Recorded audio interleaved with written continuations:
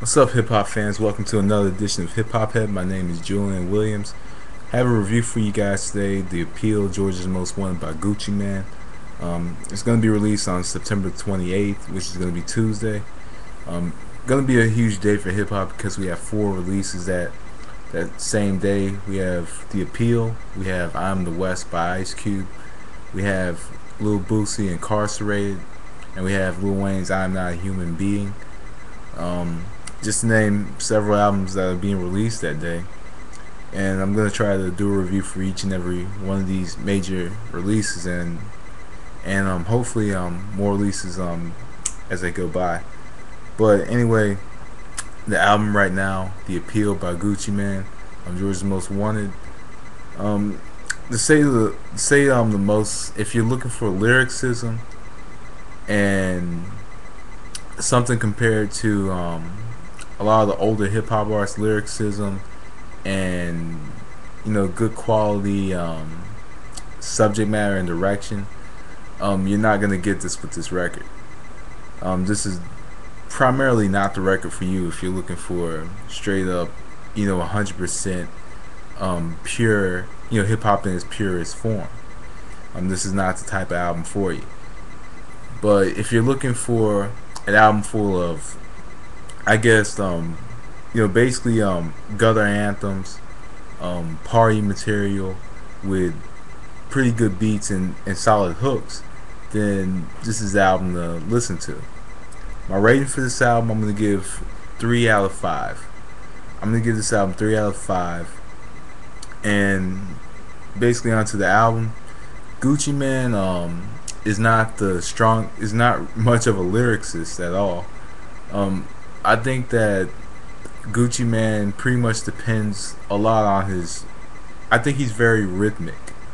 I think that pretty much with Gucci Mane, he depends more so on his beats, hooks, and pretty much being rhythmic. Everything that Gucci Mane does is within a certain rhythmic pattern. It's just how, it's just the way he raps.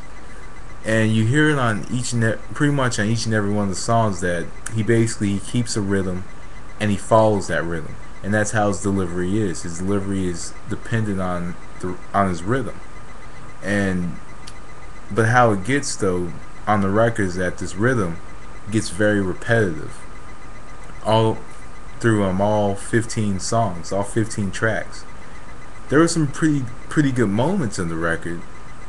I was glad to see Swizz Beatz and the Neptunes, on tracks on this record, and I did enjoy the tracks from Pharrell, from the Neptunes and Swizz Beatz, and also enjoyed a couple more tracks.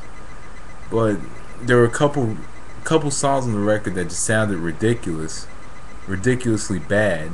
But there were some records that were actually pretty good.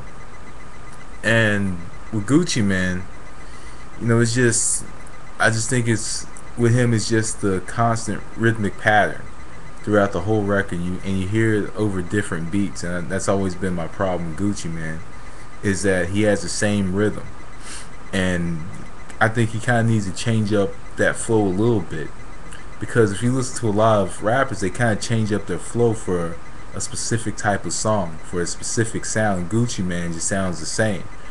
And if you listen to Gucci Time, which features Swizz Beatz production, it just sounds. If you listen to the record closely, it sounds like he was that Gucci Mane was speed.